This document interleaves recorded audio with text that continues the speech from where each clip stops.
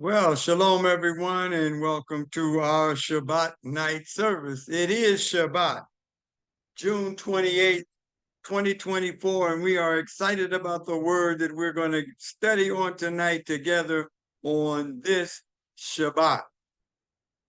So I want to welcome you to our study, going through the Torah in 1 year. That's the first 5 books of the Bible, going through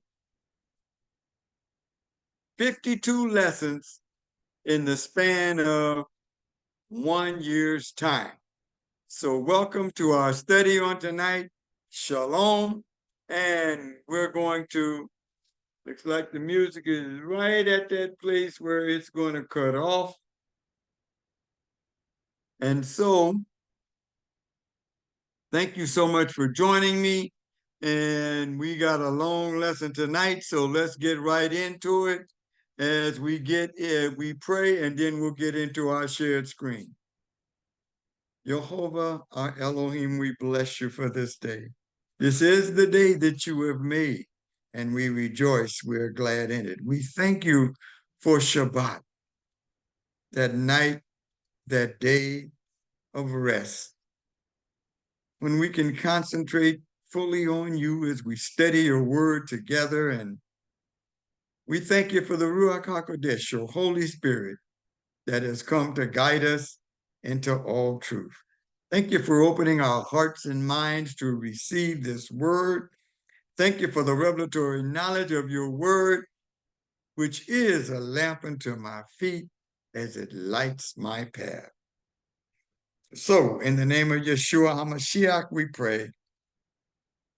Amen. All right, so let's get into our shared screen and prepare for our lesson on tonight. Here we go.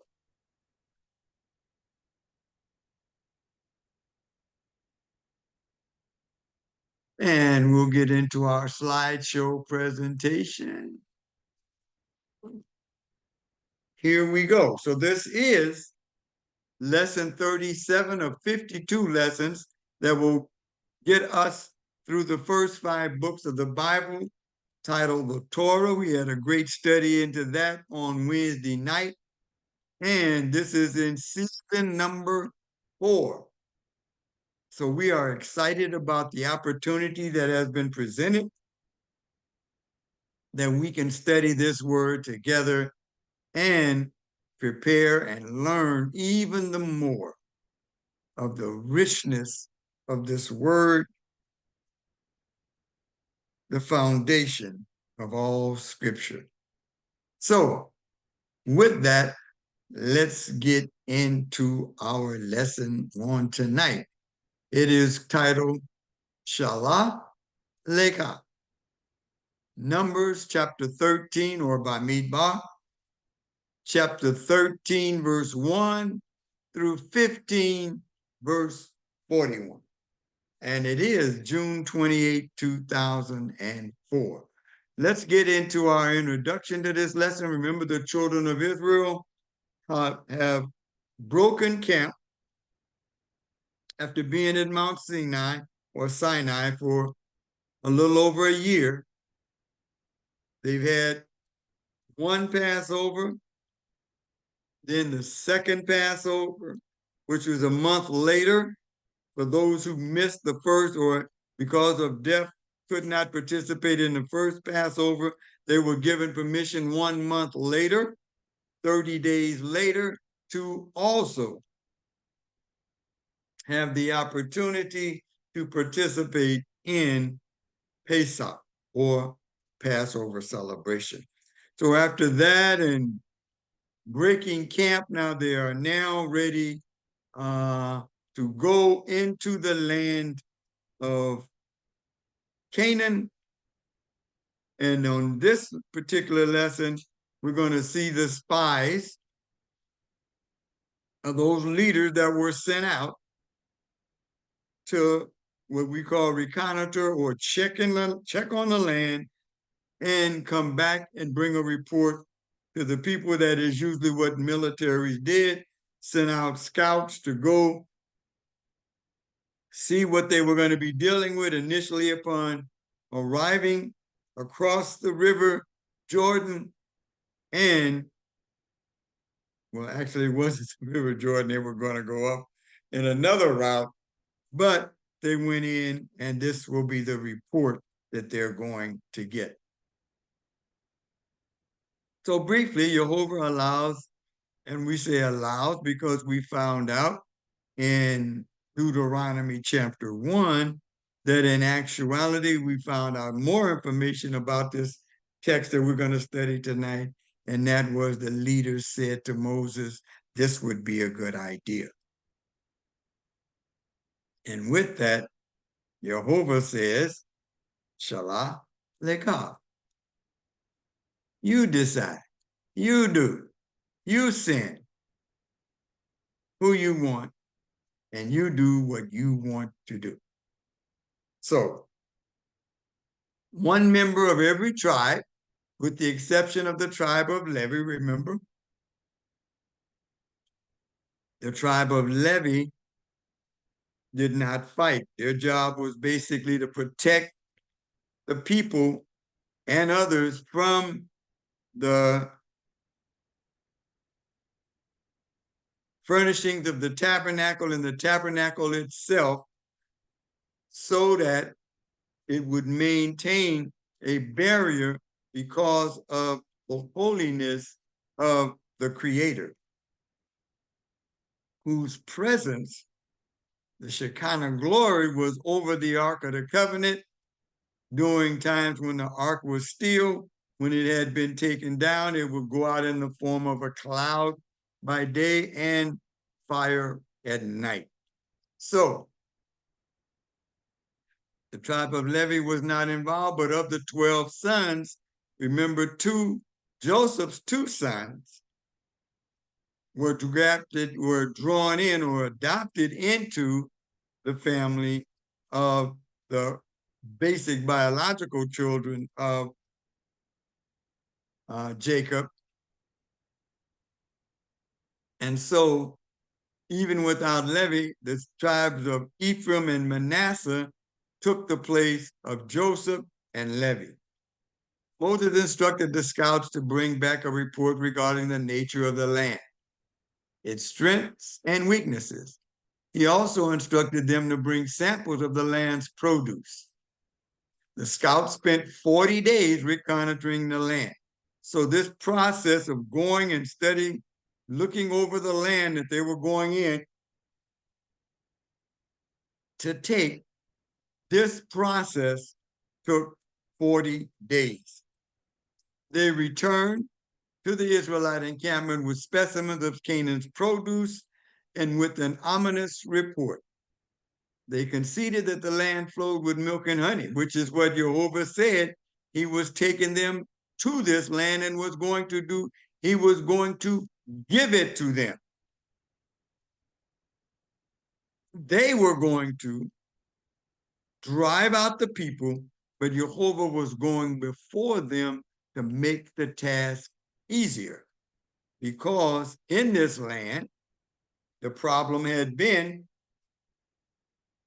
these people were due justice. And so it was time for them to leave this land because of the sin that they had been involved in.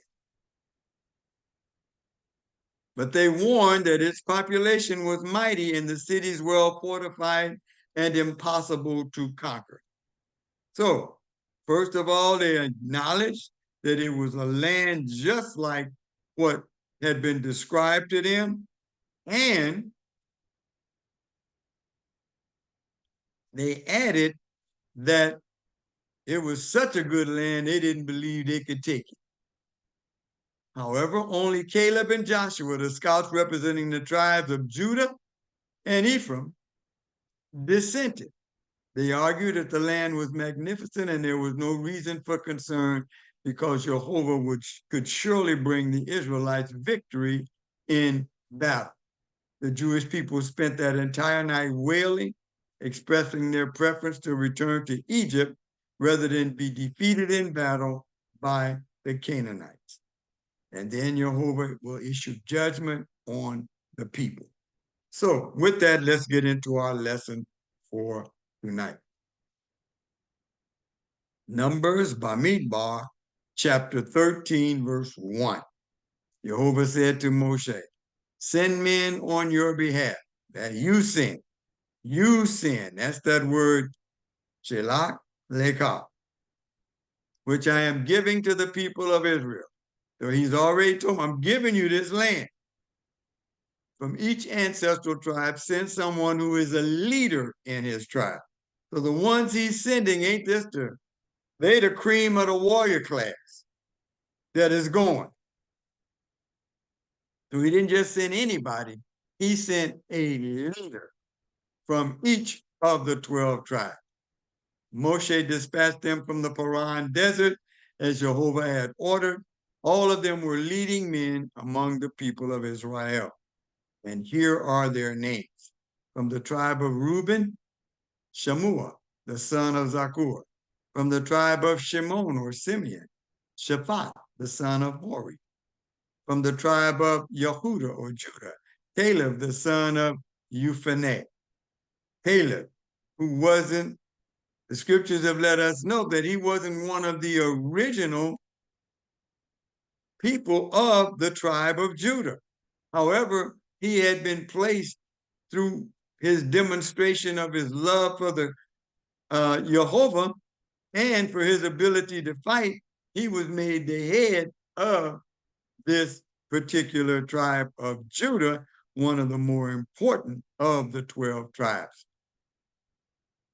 From the tribe of Issachar, Yigal, the son of Joseph.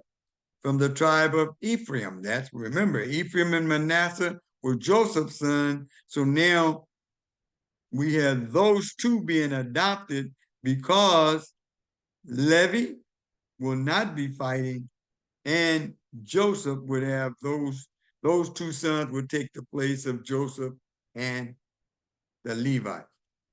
Joshua or Hosea, the son of Nun. We go on. From the tribe of Benjamin, Palti, the son of Raphu.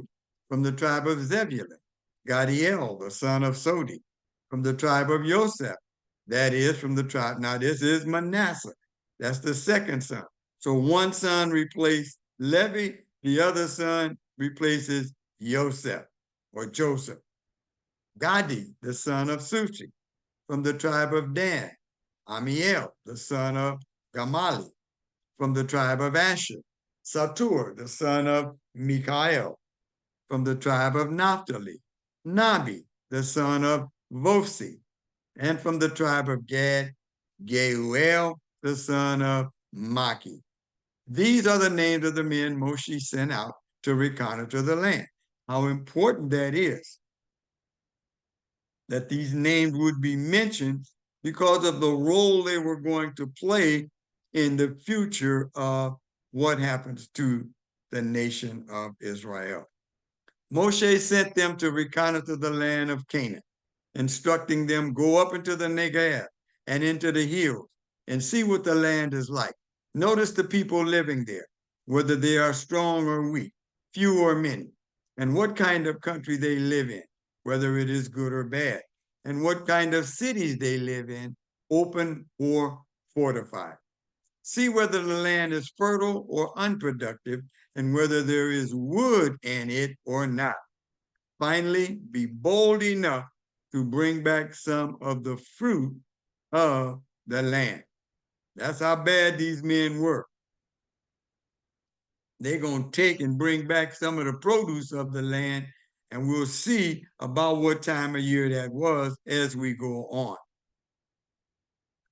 Okay, we get right into it. When they left, it was the season for the first grapes to ripen, approximately the 5th month.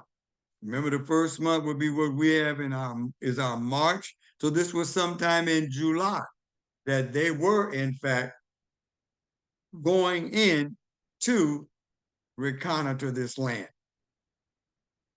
Verse 21, they went up and reconnoitered the land from the Zin Desert to Rehob, near the entrance to Hamath. They went up into the Negev and arrived at Hebron, Ahiman, Seshai, and Tamal. The Anakim lived there. Anakim were known as giants, very tall people. Hebron was built 7 years before Zaun in Egypt. Well, this is a note that was made concerning Hebron and how much of a modern city it was. They came to the Eshkol Valley, and there they cut off a branch bearing one cluster of grapes, which they carried on a pole between the two of them. They also took pomegranates and figs. That place was called the Valley of Eshkol, which means in Hebrew, cluster. So this cluster of grapes was so large that they put it over a pole, and the two men that went in to reconnoiter that part of the land, brought back this huge cluster of grapes. And we'll understand that's one of the reasons it was talked about, the Anakim, or the giants. So it is believed that these people had learned, because they were so large, so big, like Goliath, people like that, a whole village of people, many of them like that, that they had figured out a way to grow very large clusters of grapes. They had done some kind of horticulture to make that happen. It goes on, verse 25. 40 days later, they returned from reconnoitering the land. So we know they went up in the 5th month, and 40 days later, so they're coming back right around the time of Sukkot.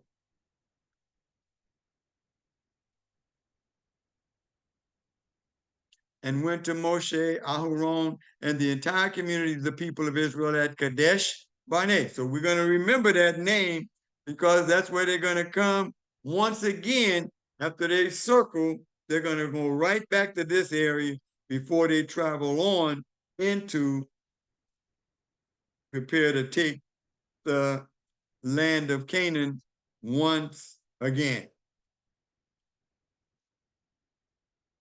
Okay, what they told him was this: we entered the land where you sent us, and indeed it does flow with milk and honey. In other words, it is a great land, great for produce, trees, everything growing there, and here is its fruit. However, they said, the people living in the land are fierce, and the cities are fortified and very large. Now, moreover, we saw the Anakim there. These are the giants. Amalek lives in the area of the Negev, and the Hittites and the Jebusites and the Amorites live in the hills, and the Canaanites live by the sea and alongside the Jordan. So they've gone in and looked at this land. They've gone in, been gone for 40 days, come back. Say the land is beautiful and magnificent. It can sustain all of us there. However, those people aren't giving that up easy, and we certainly can't take it. They go on as they continue to build doubt in the minds of the people. Caleb then silenced the people around Moshe and said, we ought to go up immediately and take possession of it. There is no question that we can conquer it. But the men who had gone with him said, so Caleb said, no, stop. No, stop all this negative talk. We need to go right now. We don't need to be talking about what we can't do. Jehovah's going to be with us. He said, but the men who had gone with him said, we can't attack those people because they are stronger than we are. And they spread a negative report. These are the 10 spies spreading a negative, 10 leaders. These weren't just no anybody. These were leaders of the group, fierce men. And they came back with this, so you understand why the people were like, wow, these are the baddest ones we sent up there, say we can't take it. We can't take it. The land we passed through in order to spy it out is a land that devours its inhabitants. So now, first they said it was a land that could do what? It could sustain life for all of us, just as Jehovah had said. Now they said that this land will devour its inhabitants. It can't. It won't produce enough for us, and we shouldn't even deal with it.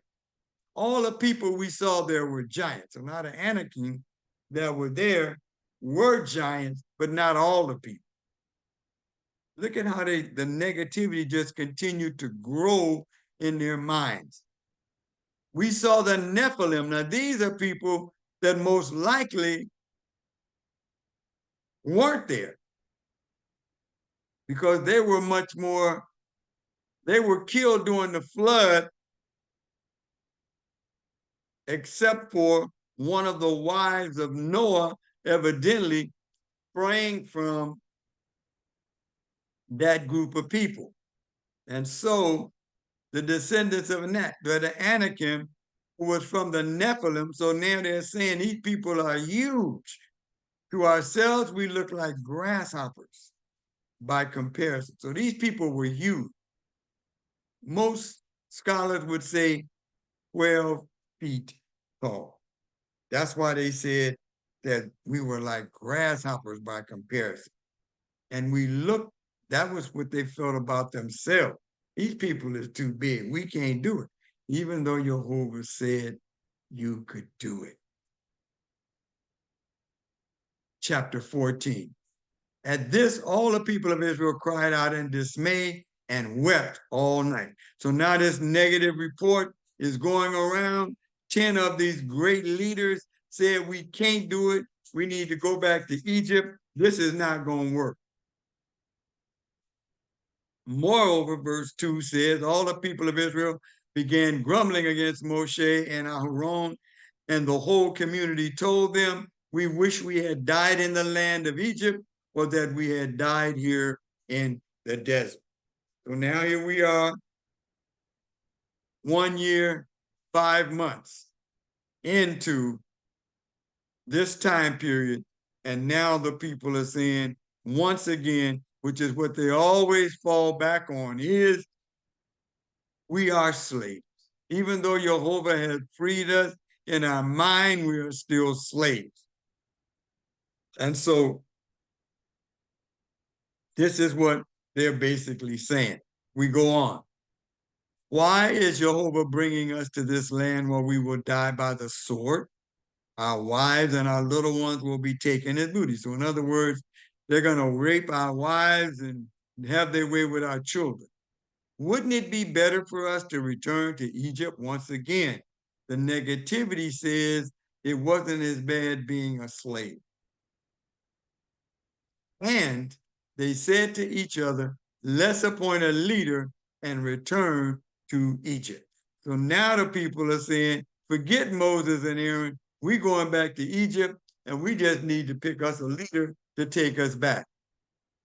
Verse 5, Moshe and Aaron fell on their faces before the entire assembled community of the people of Israel. Yahashua, the son of Nun, and Caleb, the son of Jephunneh, from the detachment that had reconnoitered the land, tore their clothes. This was a sign of great mourning and distress, and said to the whole community of Israel, the land we passed through in order to spy it out is an outstandingly good land. Being positive about what the other 10 said, that the land would devour them. It wouldn't sustain them. If Jehovah is pleased with us, you forgot who we fighting, who's on our side. Then he will bring us into this land and give it to us, a land flowing with milk and honey, very great land. Just don't rebel against Jehovah, and don't be afraid of the people living in the land. He said, we will eat them up. In other words, Joshua and Caleb said, there ain't no problem. We have Jehovah. We got the Ark of the Covenant. He's going before us. He's already told us he's going to drive them out ahead of us. Don't be negative. Let's go right now and take the land. Their defense has been taken away from them. He said, they don't have a defense. Now they're talking about giants and everybody, and they like grasshoppers. And these two say, no, their defense has been, Jehovah already said he was going to send hornets and things like that ahead to just discourage the people to such an extent that they'll be easy prey. So don't be afraid of them. But just as the whole community was saying they should be stoned to death, the glory of Jehovah appeared in the tent of meeting to all the people of Israel. So they see that this is lighting up. Now that the holy place is lighting up, and then Jehovah says to Moshe, how much longer are this people going to treat me with contempt? How much longer will they not trust me? Especially considering all the signs I have performed among them. So see, a lot of times when we get discouraged because things aren't going the way we think they should, we want to be like Joshua and Caleb and look favorably upon the purpose and the plan that Jehovah has set before us.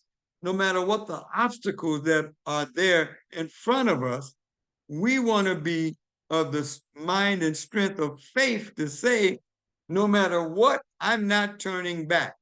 I'm not going back on what Jehovah has promised. So I don't care how bad it looks. The promise is greater as part of this process than what the enemy has set about to destroy what? My faith in the promise. That's all it is. Why? Because he can't stop the promise, only you can. Refuse it. And therefore the promise becomes a curse.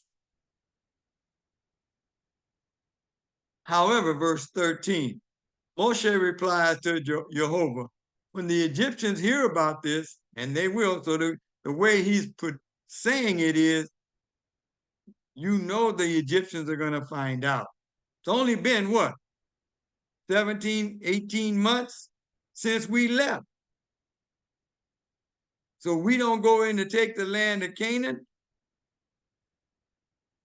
then they're going to talk about us, because it was from among them that you, by your strength, brought this people up. They will tell the people living in this land.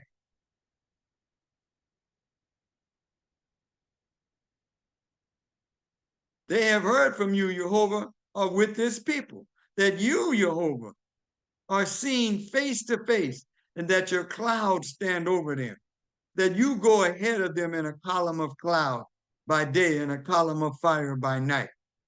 If you, verse 15, Moses is interceding once again on behalf of the people.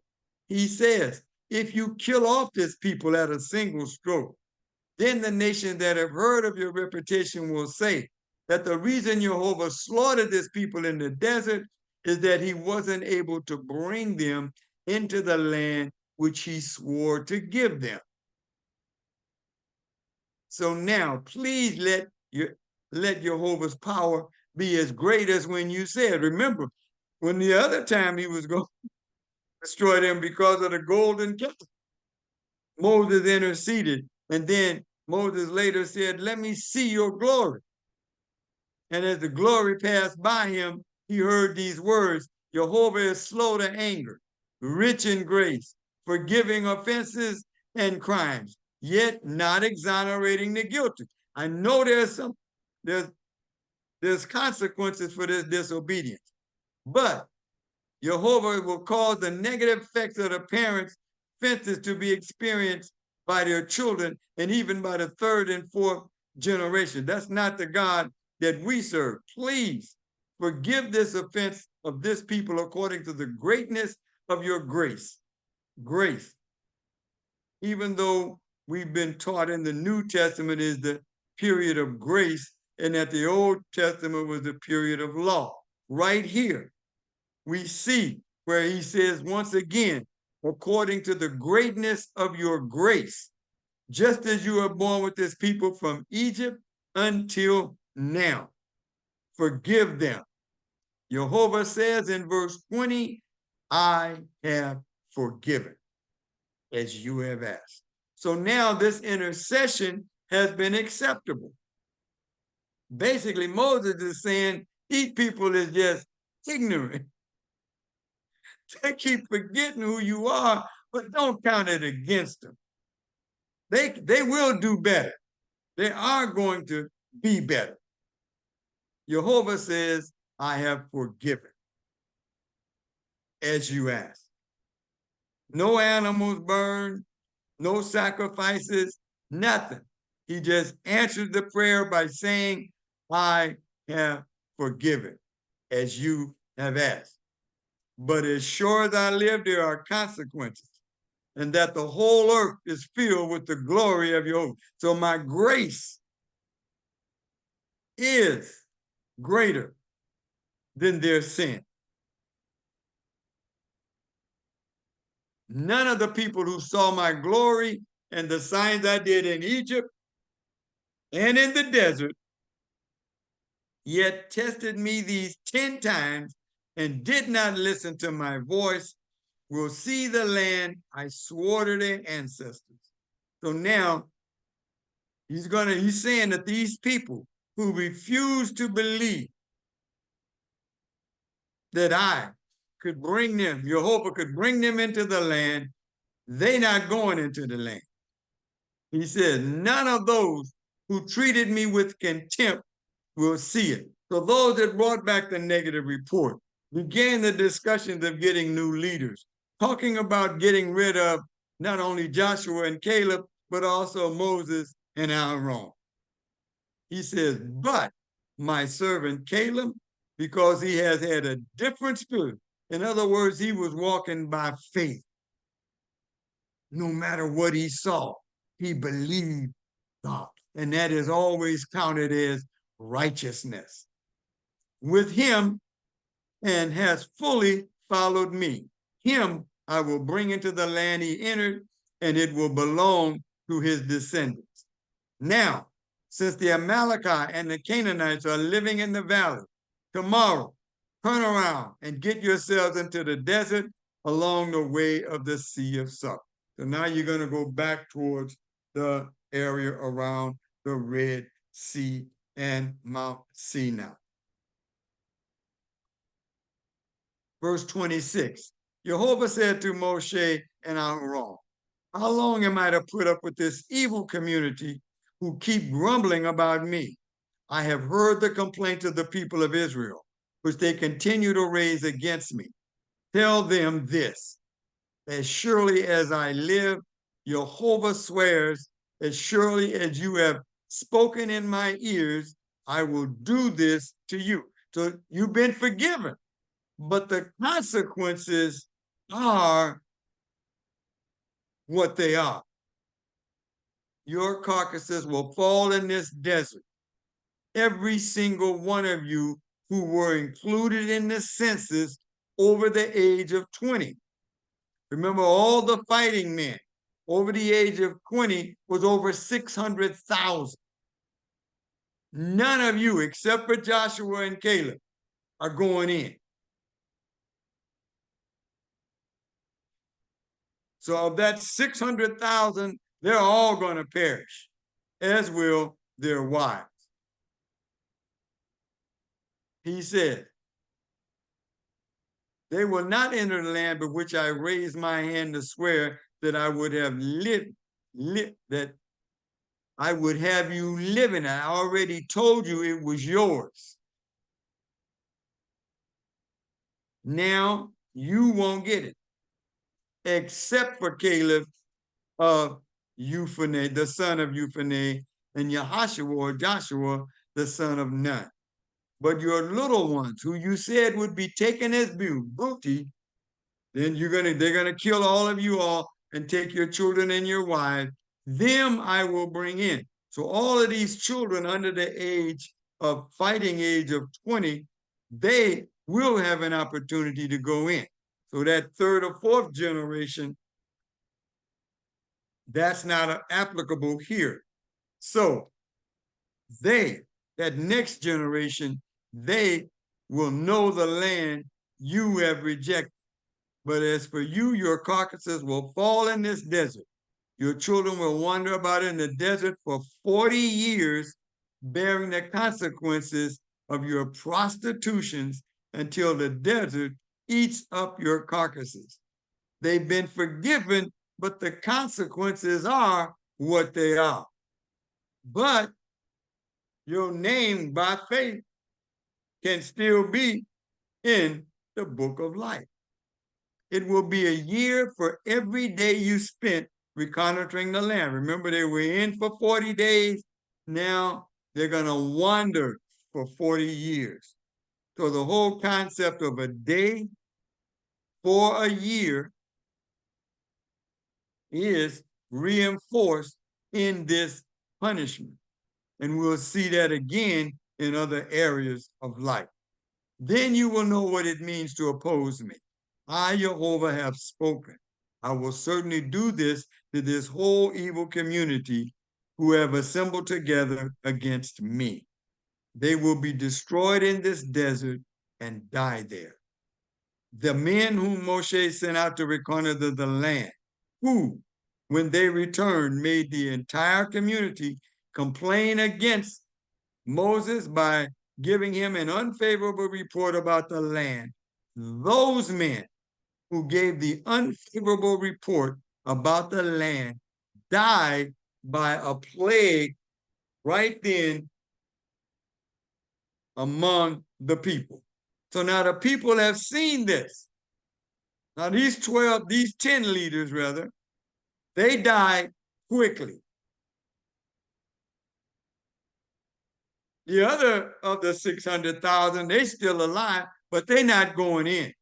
However, Jehovah has told them, if they're listening, I have forgiven you.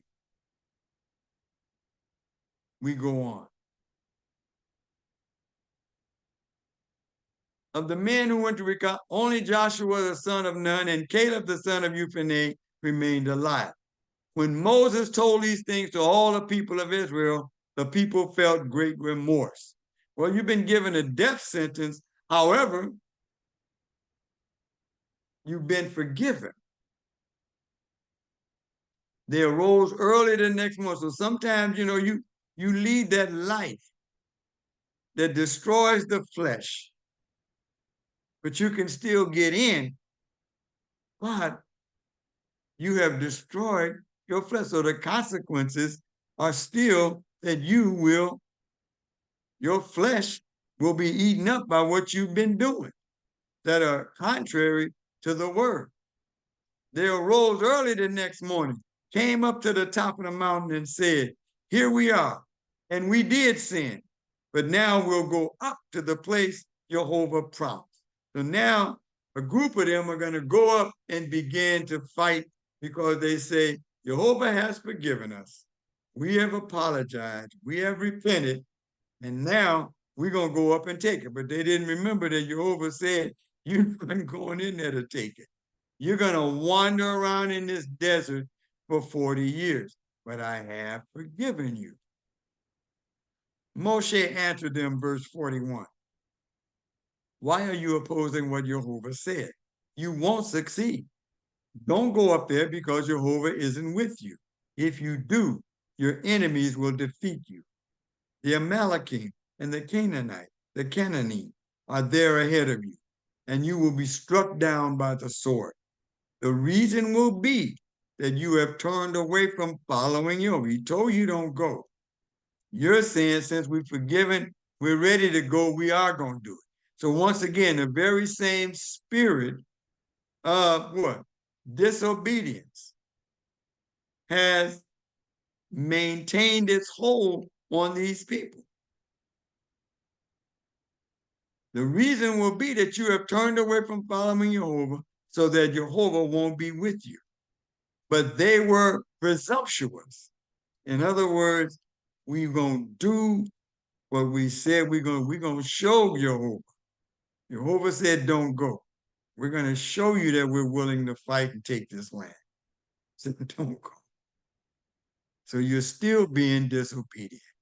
And went up toward the high parts of the hill country, even though the Ark of the Covenant of Jehovah and Moshe stayed in the camp. Moshe said, we ain't going. You go up there on your own if that's what you want to do, but you're not going to be victorious. So the Amalekim and the Canaanite living in the hill country descended, struck them down, and beat them all the way back to Hormah. Now we go to chapter 15, which is something that Jehovah has dealt with, but was once again brought into being during this period of study by presenting itself here in this part of the text. Jehovah said to Moshe, tell the people of Israel, when you have come into the land where you are going to live, which I am giving to you, and want to make an offering by fire, a burnt offering or sacrifice to fulfill a special vow, or to be a voluntary offering, or at your designated times. Remember the time that they were supposed to come together and the people would show themselves at later. This would be the temple. The people would show themselves at the temple or the tabernacle where it was in the land of Israel, to make a fragrant aroma before Jehovah. Then, whether it is comes from the herd or from the flock. This was probably given while the people were wandering in the desert. So this information was given to them while they were wandering. The persons bringing the offering, Jehovah continued, to present Jehovah with a grain offering consisting of 2 quarts of fine flour mixed with 1 quart of olive and 1 quart of wine for the drink offering. This is what you are to prepare with the burnt offering for each lamb sacrifice.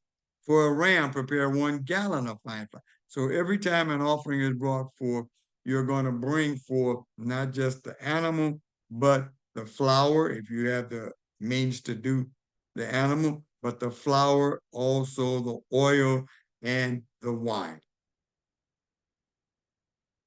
When you prepare a bull as a burnt offering, as a sacrifice to fulfill a special vow, or as a peace offering for Jehovah, there is to be presented with the bull a grain offering of 1 1/2 gallons of fine flour mixed with 2 quarts of olive oil. So this is information we've gathered before, but it's been placed here as part of this particular lesson, but was probably given at a different time. For as many animals as you prepare, do this for one, regardless of how many animals they are. So no matter how many animals you bring for sacrifice, you bring along the grain offering and the oil and the wine offering as well. Verse 13, every citizen is to do these things in this way when presenting an offering made by fire as a fragrant aroma before Jehovah. If a foreigner stays with you, or whoever may be with you through all your generations, and he wants to bring an offering made by fire as a fragrant aroma for Jehovah, he is to do the same as you. For this community, this is the nation of Israel, there will be the same law for you as for the foreigner living with you. This is a permanent regulation through all your generations. The foreigner is to be treated the same way before Jehovah as yourself. So we who have been grafted in, as Shaul says in Romans chapter 11, grafted into the promises and the covenants of the children of Israel. We who through our belief in Yeshua as Messiah, we are to be treated the same way before Jehovah. That means this Torah we want to learn so that we will be obedient to the same thing that the children of Israel were required to do. So we've been grafted in, and this is a permanent regulation for all the generations. So we've been grafted in, and we are to be treated the same way. So they're no better than the believer. And so the Messianic Jewish population and those that believe Yeshua is Messiah that are Jews, and those non-Jews that believe Yeshua is Messiah, and want to adhere to the covenants and the promises of the children of Israel, have joined ourselves together with them, we ought to be looked at in the same manner as which they are. The same Torah and standard of judgment will apply to both you and the foreigner living with you. So when we all gather back in the land of Israel, this will be actually lived out. But for now, even though we are not Jews, and but yet believers in Yeshua, then we ought to do what? It's the same Torah and standard of judgment applies to both.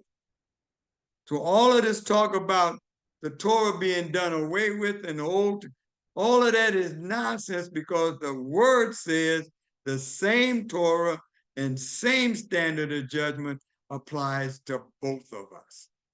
Jehovah said to Moshe, verse 17, speak to the people of Israel and tell them, when you enter the land where I am bringing you, and eat bread produced in the land, you ought to set aside a portion as a gift for Jehovah.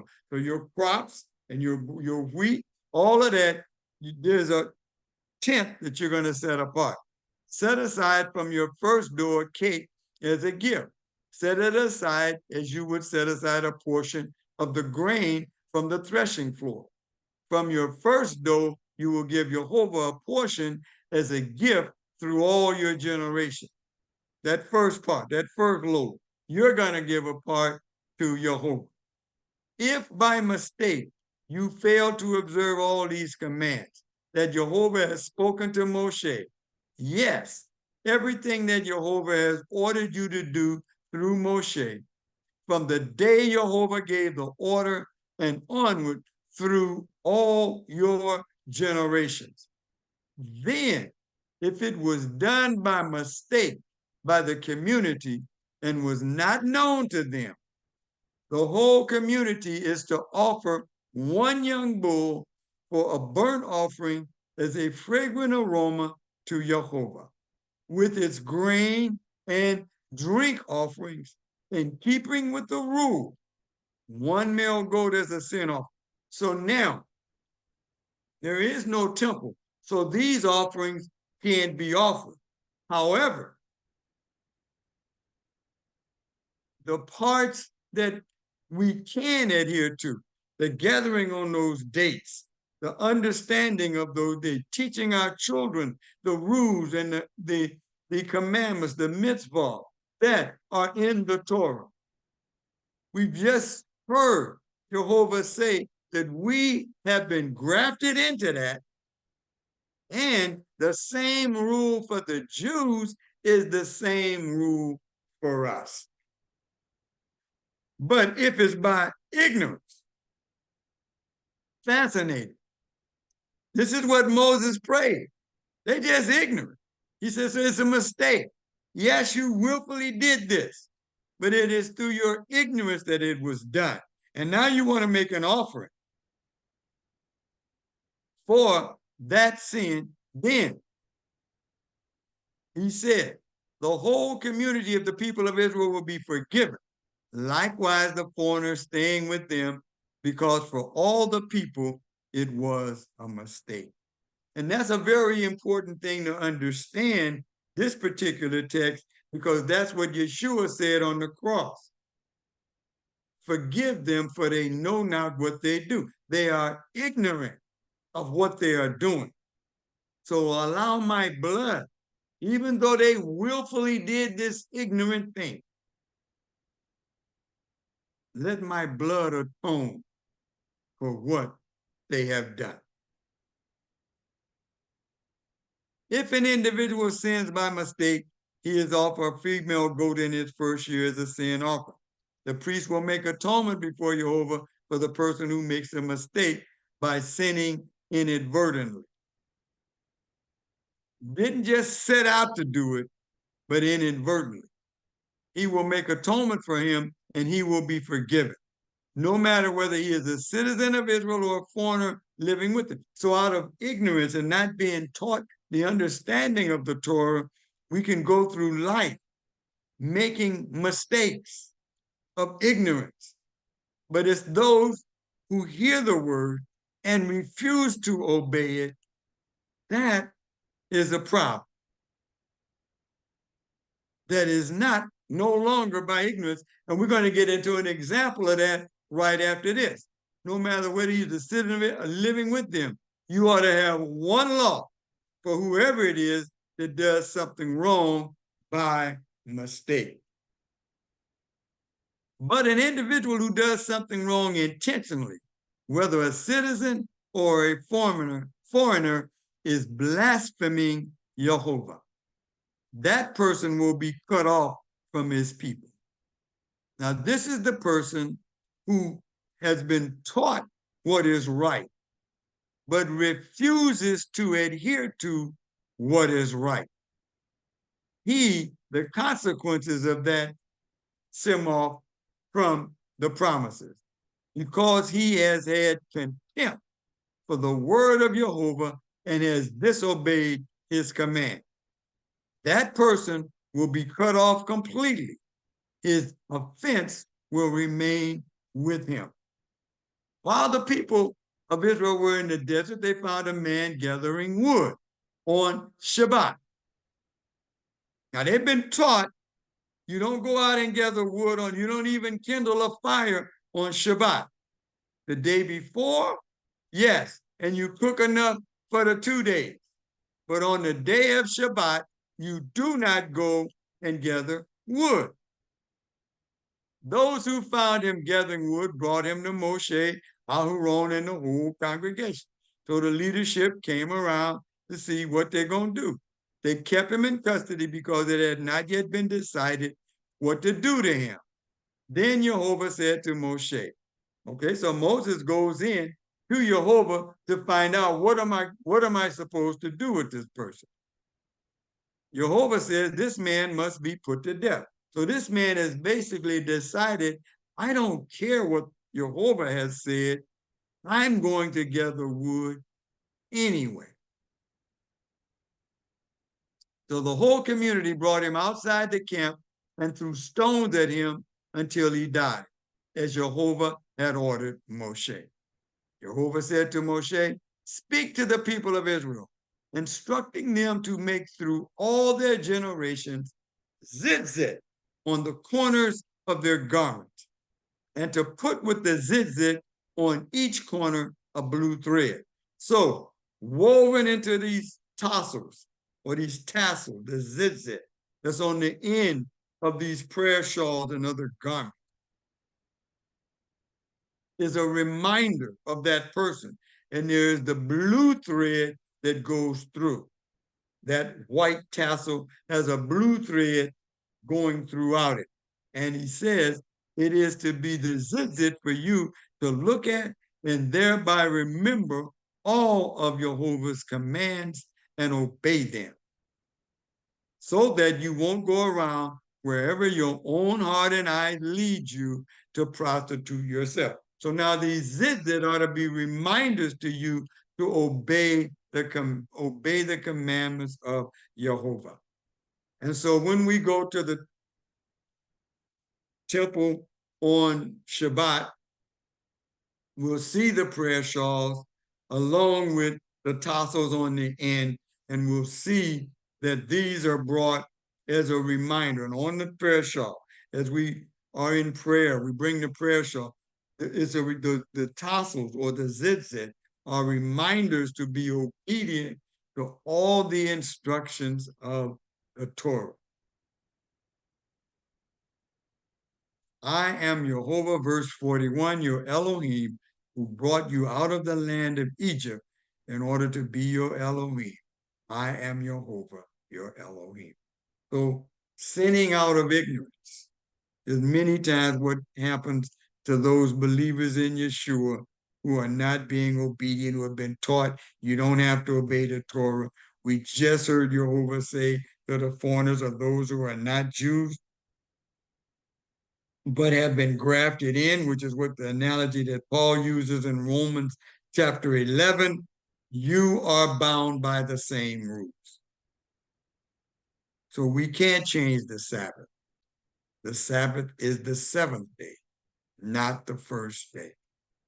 So with that, we end our lesson for tonight. Get out of our shared screen, and now we will have the priestly blessing before we end our Torah service on lesson 37. Shalach, Lekha. You sin. You decide. To all that are listening to, you decide what you're going to do. Numbers chapter 6, verses 24 through 26. This is how you ought to bless the people. May Jehovah bless you and keep you. May Jehovah make his face shine upon you and be gracious to you. May Jehovah lift up his countenance upon you and give you peace. Shalom, everyone. Have a great Shabbat, and I will see you on Wednesday night for our Wednesday night Bible study.